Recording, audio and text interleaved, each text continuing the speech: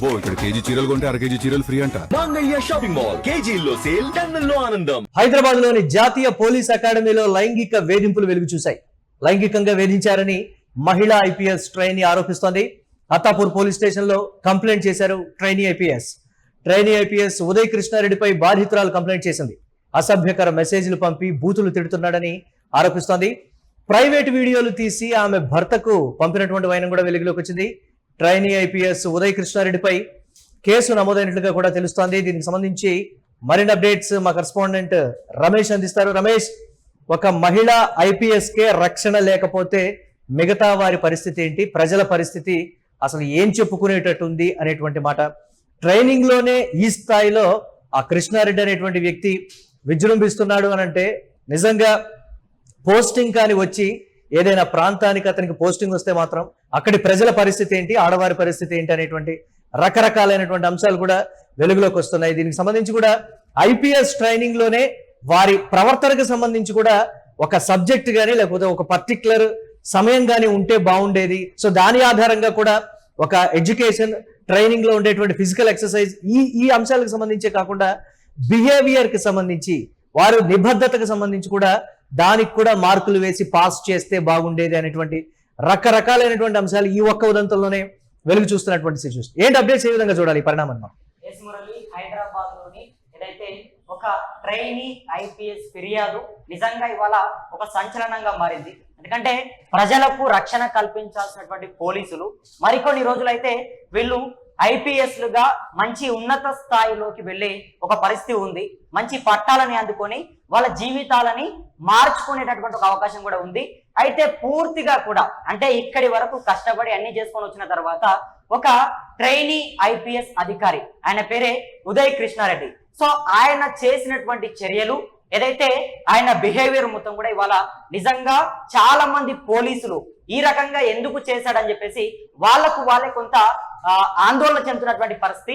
ఒక ట్రైనీ మహిళా ఐపీఎస్ పైన సదరు ఏదైతే ఉదయ్ కృష్ణారెడ్డి పూర్తిగా కూడా తనను వేధించడము, అదేవిధంగా తన వాట్సాప్ లో అనేకమైనటువంటి మెసేజ్లు పెట్టడము, ఏదైతే ఆ ట్రైనీ ఐపీఎస్ తనకు ఎదురైనప్పుడు ఆమెని పూర్తిగా కూడా బూతులతో తిట్టడం, ఇది పలుమార్లు నాకు జరిగింది అని చెప్పేసి ఆమె తన ఎఫ్ఐఆర్ కాపీలో పెట్టినట్టుగా తెలుస్తుంది. దాంతో పాటుగా ఏదైతే ఇక ఈ ఉదయ్ కృష్ణారెడ్డి పూర్తిగా కూడా తిట్టడము, మెసేజ్లు పెట్టడము, ఇదే కాకుండా జూలై 9వ తారీఖు ఇవన్నీ కూడా జరిగాయి. తర్వాత జూలై 9వ తారీఖు నాడు మొత్తం కూడా తనను ఒక గదిలోకి లాక్కెళ్ళి తన మెడ పైన కత్తి పెట్టి తనను చంపేస్తాను అని చెప్పేసి బెదిరించాడు అంటూ కూడా ఆమె చెప్తా ఉంది. తర్వాత పూర్తిగా తనను కొన్ని వీడియోలు చేసేసి మొత్తం కూడా తన ప్రైవేట్ పార్ట్స్ సంబంధించినటువంటి వీడియోలను తీసి తన భర్త ఫోన్కే నేరుగా ఆమె ఫోన్ ని లాక్కొని తన భర్తకు ఈ ఉదయ్ కృష్ణారెడ్డి పంపించడం జరిగింది. అనంతరం చాలా బూతులతో రెచ్చిపోయి తనను పూర్తిగా కూడా మానసికంగా వేధించాడు, నన్ను చంపేస్తానంటూ కూడా బెదిరించాడు అని చెప్పేసి సదరు ఐపీఎస్ ట్రైనీ ఆమె చెప్తున్నటువంటి వర్షన్ అయితే కనబడుతుంది. మరి మొత్తానికి అయితే నిజంగా ఏదైతే ఉదయ్ కృష్ణారెడ్డి తీరు పైన ఆయన ఒక ట్రైనీ ఐపీఎస్ అక్కడికి వచ్చి ఏదో శిక్షణ పొందుతూ ఎన్ని రోజులు అన్ని కష్టాలు. ఇక్కడ ప్రధానంగా ఒక అంశము అంటే ఉన్నతాధికారులకు చెప్తే వారు పట్టించుకోలేదా, కృష్ణారెడ్డిని మందలించలేదా, లేకపోతే ఉన్నతాధికారుల దృష్టికి వెళ్లకుండానే డైరెక్ట్ గా ఆ క్యాంపస్ దాటి పోలీస్ స్టేషన్ వరకు వెళ్లి కంప్లైంట్ చేసేటువంటి సిచ్యువేషన్స్ ఉండవు. ఉన్నతాధికారుల దృష్టికి వెళ్ళినప్పటికీ పట్టించుకోలేదని కొన్ని కామెంట్స్ వినిపిస్తున్నాయి.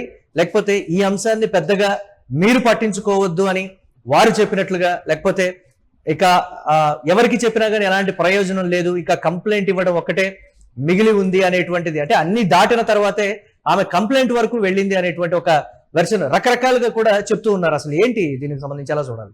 ఎస్ మురళి, ఖచ్చితంగా ఏదైతే మహిళా ట్రైనీ ఐపీఎస్ పూర్తిగా కూడా ఈ ఉదయ్ కృష్ణారెడ్డి తనను గత కొన్ని రోజులుగా పూర్తిగా కూడా వేధించడము ఇవన్నీ కూడా పలుమార్లు జరిగాయి.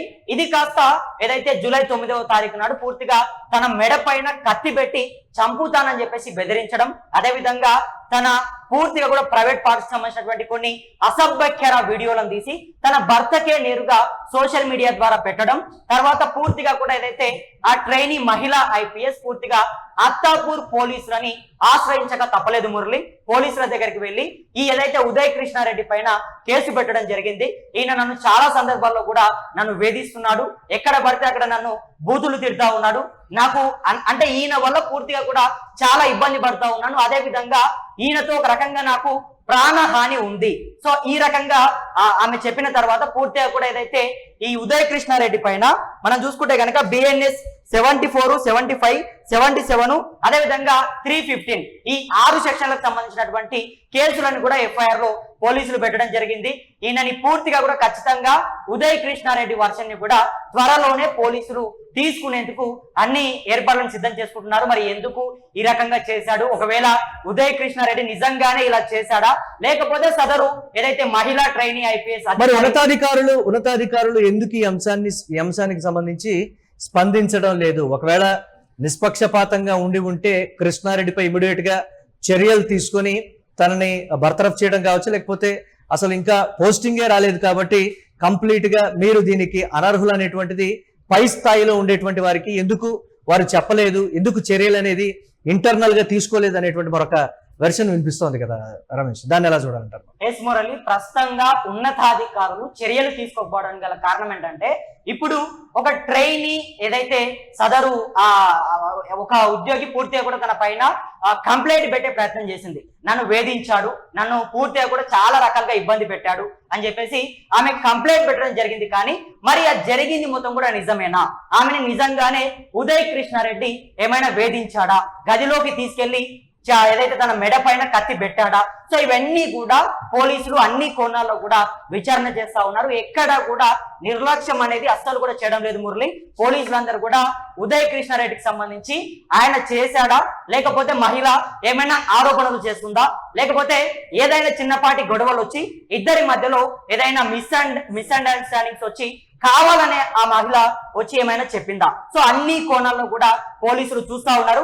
ఒకవేళ ఉదయ్ కృష్ణారెడ్డి కనుక నిజంగానే ఆ మహిళ చెప్పినట్టుగా, ఆ ట్రైనీ ఐపీఎస్ ఆ ఉద్యోగి చెప్పినట్టుగా కనుక తెలిస్తే, ఒకవేళ నిజంగానే ఆ వ్యక్తి కనుక అలా చేస్తే ఖచ్చితంగా అతని పైన వేటు పడే అవకాశం ఉంది, అతని పైన త్వరలోనే చర్యలు తీసుకునేటటువంటి అవకాశం కూడా ఉంది మురళి. మరి ఈ కేసులో ఇంకా ముందు ఏం జరగబోతుంది, ఎటువంటి మలుపులు తిప్పబోతుంది అనేది అయితే మనం వేచి చూడాల్సిన అవసరం కూడా ఉంది. ఎస్, అంటే క్యాంపస్ లోనే తనకి రక్షణ లేకపోవడం, తాను ఉన్నతాధికారులకి చెప్పినప్పటికీ కూడా ఉన్నతాధికారుల నుంచి స్పందన శూన్యమనా, లేకపోతే సర్దుకుపోవాలని చెప్పడమా, లేకపోతే కృష్ణారెడ్డికి ఉన్నతాధికారులు సహకరిస్తున్నారా? రకరకాలైనటువంటి ప్రశ్నలు అయితే తలెత్తుతున్నాయి. ఇవి కొంతమంది చెప్తున్నది ఏంటంటే సోషల్ మీడియాలో ఇవన్నీ దాటుకొని బయటకు వచ్చిన తర్వాతే దీనికి సంబంధించి సదరు మహిళా ట్రైనీ ఐపీఎస్ కంప్లైంట్ చేసిందని కూడా చెప్తున్నారు. Thanks for updates Ramesh. చూడాలి ఏ విధంగా ఉండబోతోంది అనేది. ఇలాంటి అంశాల్లో ట్రైనింగ్ లోనే ఇంకా పోస్టింగ్ కూడా రాకముందే వారు ఈ స్థాయిలో బెదిరింపులు కావచ్చు, లేకపోతే ఈ స్థాయిలో బాధితులుగా మారుతున్న పరిస్థితుల్ని ఉన్నతాధికారులు నిశితంగా పరిశీలించాలి, ఇమ్మీడియట్ గా చర్యలు తీసుకోవాలి. ఒకవేళ నిజాలకు సంబంధించి ఉన్నత అధికారుల చేత విచారణకు కూడా ఆదేశించేలా చేయాలని అయితే అభిప్రాయం అయితే వెలువడుతోంది. చూడాలి కృష్ణారెడ్డి మీద చర్యలు ఉంటాయా, లేకపోతే ఆ మహిళ ఆరోపిస్తున్నట్టుగా నిజంగా కృష్ణారెడ్డి మెడ మీద కత్తి పెట్టి బెదిరించాడా అనేది కూడా తెలియాల్సి ఉంది.